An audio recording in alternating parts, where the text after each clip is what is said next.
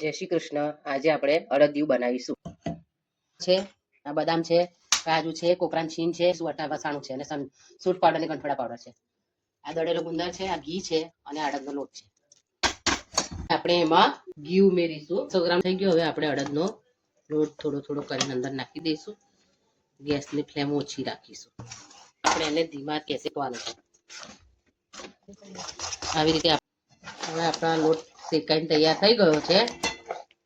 હવે આપણે એને એક તાસરામાં કાઢી લઈએ. છીણ છે ને તે શેકી લઈશું. લોટ ગરમ છે એમાં નાખી દઈશું. કાજુ બદામને પણ આપણે ઘી મૂકી કાઢી લઈશું. આપણે કોપરું જે નાખ્યું હતું એને બરાબર મિક્સ કરી લઈશું. કાજુ બદામ નાખી દઈશું.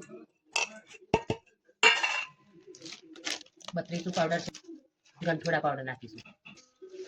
એમાં સૂટ પાવડર નાખીશું. બરાબર મિક્સ કરીશું. ગુંદર નાખીશું. આપણે ગોળ ગરમ કરીશું. ગોળ મેલ્ટ થઈ ગયો છે. હવે ગોળ આપણે અંદર રેડી દઈશું. આપણે આને મિક્સ કરી દઈશું. આપણે એને કાજુ બદામથી ગાર્નિશ કરીશું. થાળીમાં કાઢ્યા પછી પીસ તૈયાર થયા છે. શિયાળામાં આની મજા માણીશું. આ અડદિયું મને મારી મમ્મીએ બનાવતા શીખવાડ્યું છે. કેવું બન્યું છે મયુર? ખૂબ જ સરસ. શિયાળામાં ખાવા જેવી આઈટમ છે અડદિયું. તમારે તાકતી આવશે, તાકાત વધશે એકદમ જોરદાર. મારી મમ્મીએ બહુ સરસ બનાવ્યું છે. તમે બનાવીને ખાજો. ખૂબ જ સરસ.